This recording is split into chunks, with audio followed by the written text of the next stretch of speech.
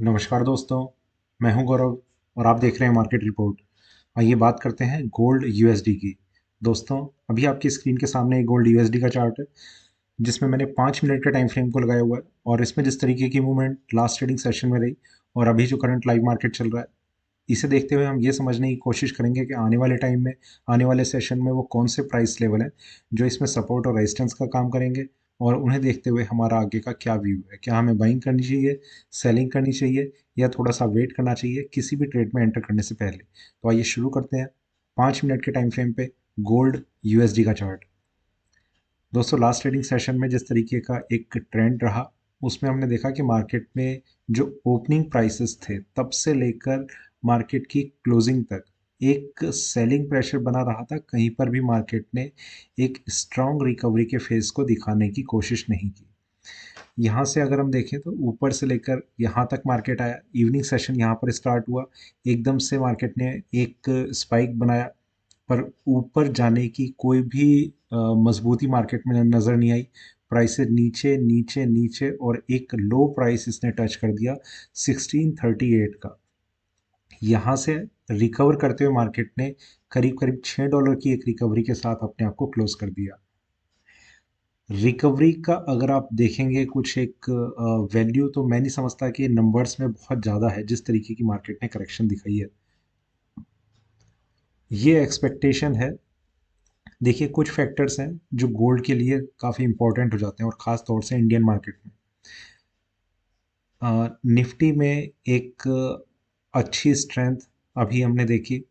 Prices ऊपर में एक स्ट्रॉन्ग एक रेजिस्टेंस लेवल को ब्रेक कर गए, उसके ऊपर होल्ड है। प्राइसेस कितनी और ऊपर जा पाएंगे इसका तो अभी धीरे धीरे पता लगता ही रहेगा। मैं निफ्टी की बात कर रहा हूँ, पर उसका इम्पैक्ट जो पड़ेगा वो इम्पैक्ट इस तरीके से रहेगा कि यूएसडी आईएनआर में जैसे जैसे निफ्टी में स्ट्रेंथ बनती रहेगी, यूएसडी आईएनआर में करेंसी में एक करेक्शन का फेज कंटिन्यू हो सकता है। और उस करेक्शन के फेज को देखते हुए एक जो कन्वर्जन रेट है, मतलब गोल्ड यूएसडी से अगर गोल्ड एमसीएक्स में अगर आप प्राइसेस को कन्वर्ट करेंगे तो कहीं ना कहीं गोल्ड एमसीएक्स पे जो प्रेशर है सेलिंग का वो ज़्यादा बना रहेगा। और वो तब तक ज़्यादा बना रहेगा जब तक हम गोल्ड यूएसडी में कोई बहुत अच्छी स्ट्रेंथ नहीं देख पाएंगे। ठीक है, यहाँ पर मतलब मेरे हिसाब से समझ में आ गया होगा। इस तरीके से जैसे मार्केट यहाँ करेक्ट हुआ है और इसके साथ साथ अगर गो वो सॉरी यूएसडी आईएनआर भी करेक्ट होता है तो गोल्ड एमसीएक्स पे एक डबल इम्पैक्ट पड़ता है सेलिंग का। ठीक है, दूसरा केस, यहाँ पर करेक्शन है, गोल्ड यूएसडी में करेक्शन है, यूएसडी आईएनआर में एक स्ट्रेंथ है। चांसेस ये रहते हैं, चांसेस क्या मतलब कन्वर्जन रेट की वजह से ये चीज़ रहेगी ही कि वहाँ पर एक बैलेंस्ड अप्रोच बनी रहेगी। प्राइसेस थोड़ा सा ऊपर जाएंगे नीचे आएंगे, मतलब कुछ बहुत ज़्यादा क्लियर नहीं रहेगा। दोनों में ही तेजी है तो गोल्ड एमसीएक्स के प्राइसेस को एक सुपर स्ट्रेंथ मिली रहती है और प्राइसेस ऊपर जाते हैं। ये तो हुआ एक सिर्फ कन्वर्जन रेट की वजह से ये फैक्टर इंपॉर्टेंट है।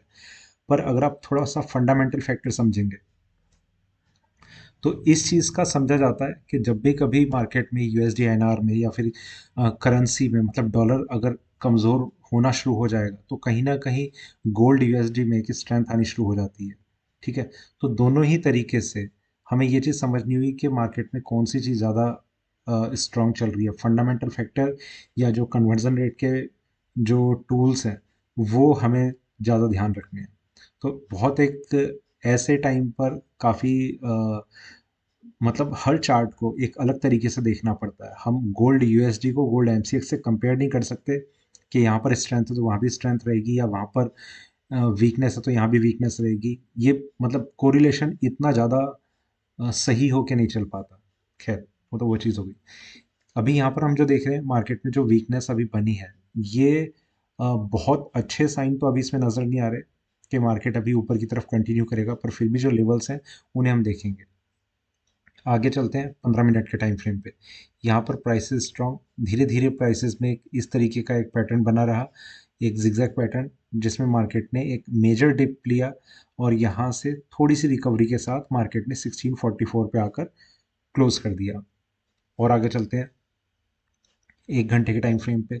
यहाँ अगर हम देखें प्राइसेस नीचे ऊपर ऊपर, फिर वहाँ से नीचे। यहाँ पर एक चीज़ और थी, 1670 का एक लेवल था जो मार्केट में रेजिस्टेंस का काम कर रहा था, और इसके ऊपर मार्केट का कुछ टाइम के लिए सस्टेन करना, ये 15-20 मिनट वाला लेवल नहीं था।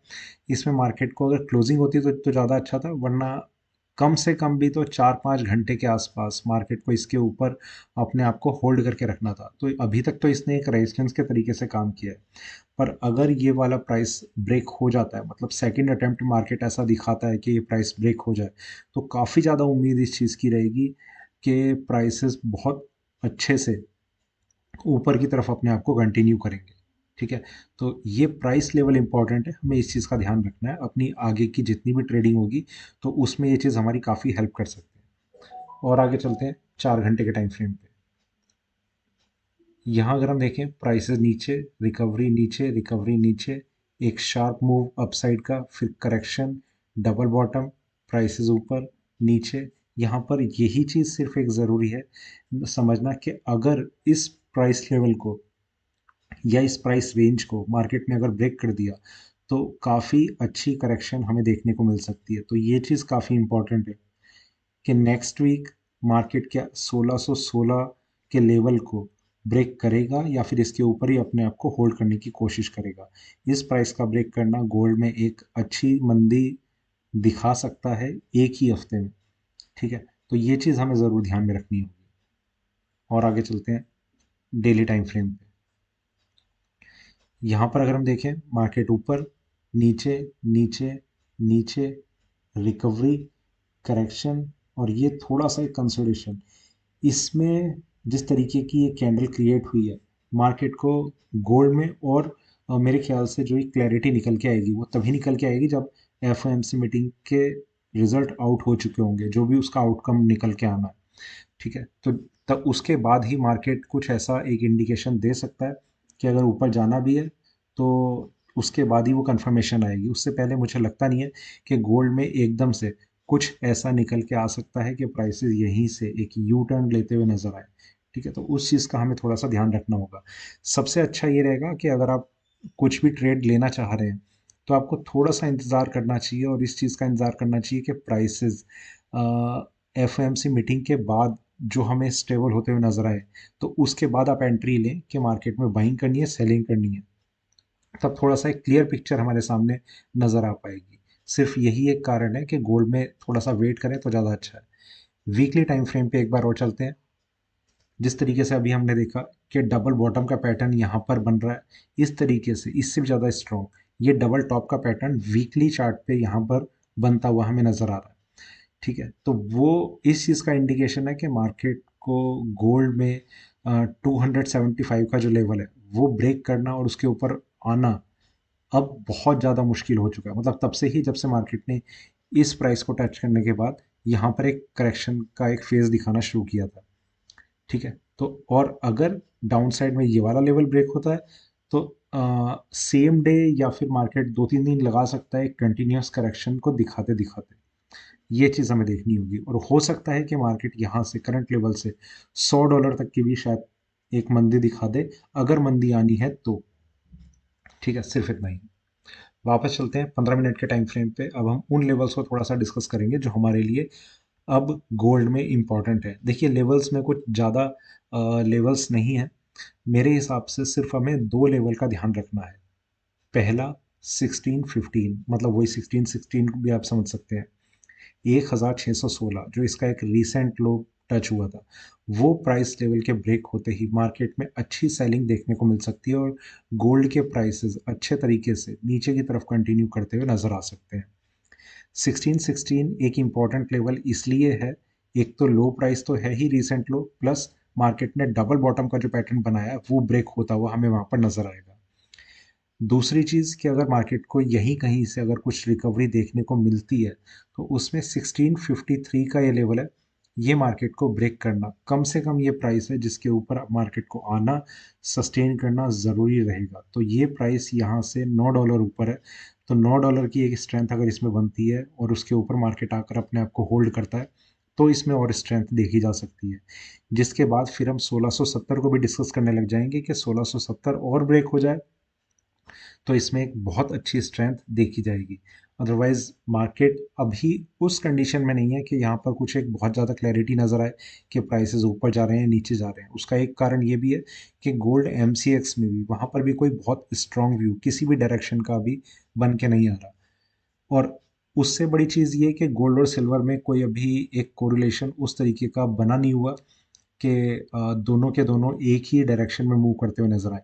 सिल्वर ने अपने सपोर्ट को बहुत स्ट्रांगली होल्ड किया हुआ है, मतलब सपोर्ट ना टच किया ना ब्रेक किया। गोल्ड ने अपने सपोर्ट लेवल को ब्रेक किया हुआ है और जो क्लोजिंग दिखाई है वो भी उसके आसपास ही दिखाई है। तो दोनों का जो एक सिनेरियो है वो थोड़ा सा अलग अलग है, बिल्कुल एग्जैक्ट नहीं है। ठीक है, तो देखते हैं अभी मंडे के ओपनिंग प्राइस और इनिशियल ट्रेडिंग जो है वो देखकर थोड़ी सी और क्लैरिटी कुछ सामने नज़र आ सकती है। पर जो एक बहुत क्लियर पिक्चर है वो एफओएमसी के बाद ही इसमें बन के आएगी। तो ये था मेरा गोल्ड और मतलब गोल्ड यूएसडी पे अभी का वीडियो। वीडियो अच्छा लगे तो लाइक करें, शेयर करें, बने रहें मेरे साथ, देखते रहिए मार्केट रिपोर्ट। धन्यवाद।